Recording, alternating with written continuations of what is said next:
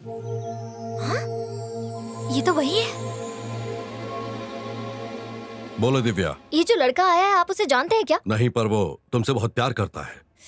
ओहो पापा, वो एक नाटक था। उस लड़के को मैं अच्छी तरह जानती हूँ। उसने बताया कि तुम उससे नाराज हो। पापा मैं आपसे कह... सुनो, वो मुझे पहली नजर में ही पसंद आ गया था। तुम उसे थोड़ा समय तो दो, पसंद ना आए तो मना कर देना। हेलो हेलो,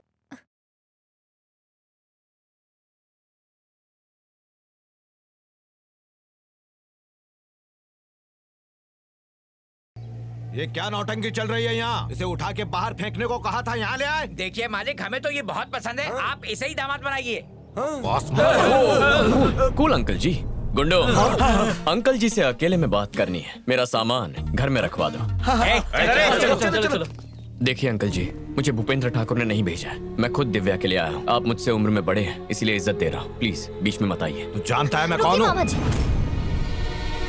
लड़का मुझे पसंद भी तो आना चाहिए ना। मेरे मना करने पर खुद ही निकल जाएगा। आने दीजिए इसे। मेरी भांजी से दूर ही रहना। जी समझ गए।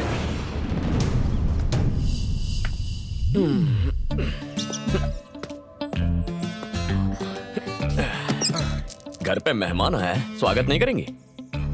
चाय पानी मिल जाए तो।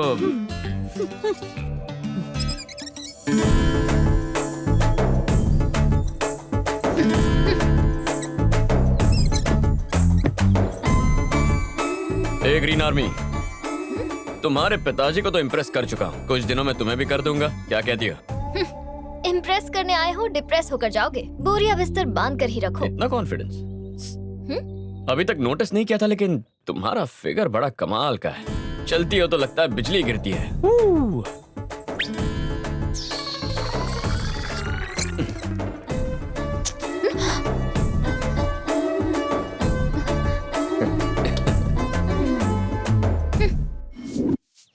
लो ये भी धो देना। मालकिन, आज शाम को मैं नहीं आ पाऊंगी। क्या कारण है? आज मैंने अपने पति के लिए व्रत रखा है। शाम को उनके साथ मुझे मंदिर जाना है। तेरा भाग्य अच्छा है कि कम से कम तेरा पति तो तेरे साथ है। और यहाँ हमें देख लो, पति का घर होते हुए भी इतने वर्षों से हम यहाँ भाई के घर पे पड़ी हैं। अरे मुंह काला करके भाग गई थी वो सरस्वती, और उसका दंड हम सभी को भुगतना पड़ रहा है। वो तो विदेश में आराम की जिंदगी जी रही है। हाँ, वो तो आराम से जी रही है, पर हमारी जिंदगी बर्बाद हो गई। अरे आंटी लोग, खाने में क्या है? आज कुछ मीठा बनाया है या नहीं? नहीं तो कड़वे करेले बनाए हैं, डिब्बे में भरो और निकल लो। तुमसे पूछा क्या? जब से आया हूँ तब से देख रहा हूँ, आप सबका चेहरा इतना उतरा हुआ क्यों है? आप जैसी सुंदर पत्नियों को ठुकरा कर आपको नहीं, उन्हें रोना चाहिए। इनमें उनका कोई दोष नहीं है बेटा। ये तो उस मनहूस का साया है जो हम पर पड़ा है। आप चारों की यही इच्छा है कि अपने पतियों के घर जाना है, यही ना? उसमें कौन सी बड़ी बात है? ऐसा है तो सिर्फ एक दिन के लिए नहीं, मैं आपको आपके पतियों से हमेशा के लिए मिलवा दूंगा। फिर आप सब एक साथ खुशी से रहेंगे। इस घर में मेहमान बन के आए हो, तरीके से रहो।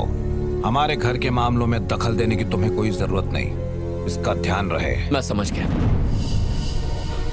आप सबको अपनी हक की खुशियां मिलेंगी। यह हक आपसे कोई नहीं छीन सकता। आपका सम्मान मैं लौटाऊंगा, मुझ पर विश्वास कीजिए। झूठे सपने मत दिखाओ। अगर वादा पूरा नहीं किया तो चला जाऊंगा। अपनी ये बात याद रखना, और नहीं कर पाए तो चुपचाप निकल जाना। आज तक ऐसा कोई वादा किया ही नहीं जिसे पूरा ना किया।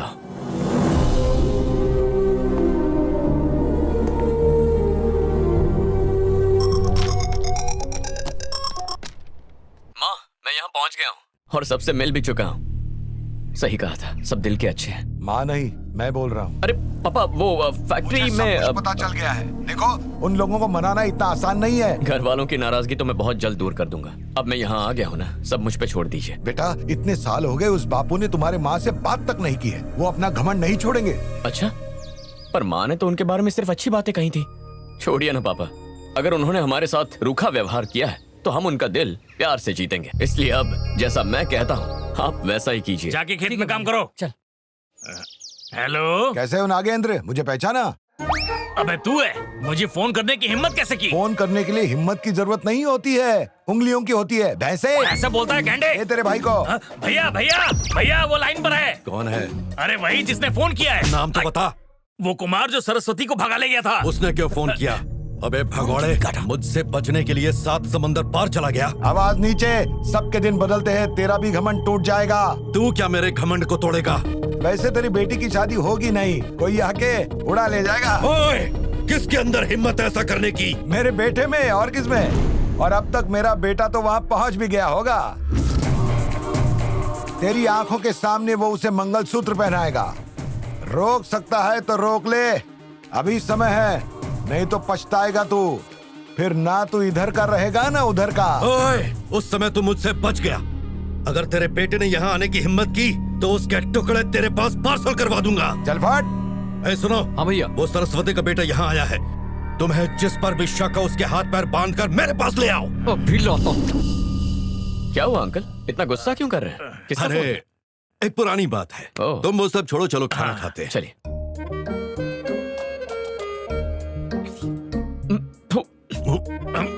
ये क्या खिला रहे हैं मुझे? इतना नमकीन खाना कौन खाता है? नमकीन? अरे एक बात बताता हूँ आपको, बल्ली ठाकुर जी के घर के खाने का स्वाद मजा आ जाता है। वैसे घर की महिलाएं जो खाना बनाती हैं, उसका स्वाद अलग ही होता है। आपको मैं कल का किस्सा बताता हूँ। वहाँ जो दाल बनी थी उसका स्वाद वो दाल तड़का जरूर मेरी पत्नी मीनाक्षी ने बनाया होगा, मजेदार था। अच्छा, वो आपकी पत्नी है? हाँ। और परसों पनीर बिरयानी किसी ने कितने कमाल की बनाई थी। अरे वो मेरी पत्नी ने बनाई होगी। तुम्हें पता है साक्षी हर तरह की बिरयानी बहुत बढ़िया बनाती है, पसंद कैसे नहीं आता? बिरयानी ही नहीं। चलिए ये सब तो ठीक है, लेकिन सासू माँ ने जो भिंडी मसाला बनाया था, मेरे तो देखते ही मुंह में पानी आ गया था। उन्हें यहाँ से भेज के गलती कर दी। आप यहाँ बैठ के नमकीन खाना खा रहे हैं और वहाँ बल्ली जी रोज उंगलियाँ चाट रहे हैं। जिसके नसीब में वही खाए। सांभर दे। खाओ। अब इसे देखो, ऐसा लगता है ये खुद कढ़ाई में तल के आया है। ये क्या दाल बनाएगा? चलो, भूख मिट गई। वैसे उस घर की सभी औरतें बहुत खुश हैं, बस उन्हें एक दुख है, पति का साथ ना होने का। ये क्या बोल रहे हो तुम? उस घर की तारीफें करना यहाँ बंद करो। दिव्या की नाराजगी दूर हुई? उसी कोशिश में लगा हुआ हूँ। तुम्हारे माता पिता शादी के लिए मान गए? हाँ मान गए, यहाँ आने की भी सोच। उन्हें बुलाते क्यों नहीं? अरे कैसे बुला लूं अंकल जी, यहाँ का तो खाना भी ढंग का नहीं है और आपकी पत्नियाँ आपसे अलग रहती है। वो इस घर में आएंगे तो सबसे पहले यही पूछेंगे कि आप सब अलग क्यों रहते हैं। अरे छोटी सी बात के लिए इतने साल अलग रहना। अगर उन्होंने पूछा कि कल को दिव्या ने भी ऐसा ही किया तो मैं उन्हें क्या जवाब दूंगा? तो हमें क्या करना चाहिए? अपनी पत्नियों को वापस बुलाइए। यह बिल्कुल मुमकिन नहीं है। तुम्हारी शादी के लिए मैं अपने साथ हुए इतने बड़े धोखे को भूल जाऊं? अगर यही तुम्हारी जिद है ना, तो ये शादी नहीं हो सकती। ये तो गड़बड़ हो गई। इतना भड़क क्यों रहे हैं? आपकी इस छोटी सी प्रॉब्लम का मैं आपको एक सोल्यूशन दे सकता हूँ। तो क्या है सोल्यूशन, जल्दी से बताओ। नाटक करना होगा। क्या कह रहे हो? हाँ, नाटक करना होगा। आपने कभी नाटक देखा नहीं है क्या? अरे किसी भी नाटक में कपड़े, प्रॉप्स, किरदार सब नकली होते हैं। शो खत्म होने के बाद उन सबको लौटा देते हैं। ठीक वैसे ही आपकी पत्नियों को यहाँ लाएंगे, शादी तक रखने का नाटक करेंगे, फिर भेज देंगे। इससे एक तीर से दो निशाने लगेंगे। पहला, ये शादी हो जाएगी और दूसरा, बल्ली ठाकुर का घमंड भी चूर हो जाएगा। कार्तिक की योजना बहुत अच्छी है, इससे नाक भी नहीं कटेगी और मूछ भी बच जाएगी। मुझे भी ऐसा ही लगता है भैया, यही सही होगा। ठीक है, उन्हें ले आओ, लेकिन उनके साथ कुछ भी गुटरगु करने की जरूरत नहीं। जैसे ही शादी खत्म होगी उन्हें वापस भेज देना। गुटरगु ना सही, काव काव तो कर सकते हैं। गलती से मिस्टेक हो गई।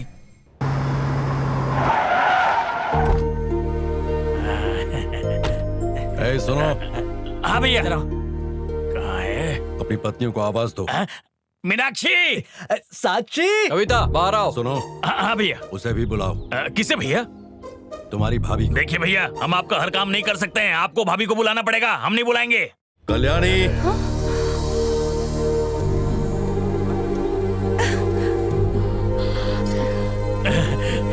मीनू, मीनाक्षी।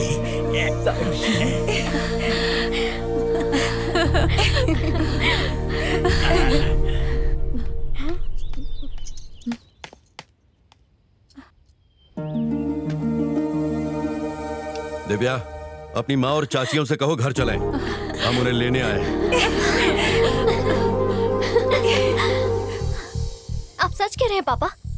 तुम यही चाहती थी ना? ऐसा दिन भी कभी आएगा मैंने सोचा भी नहीं था। ये सब उसके कारण हुआ।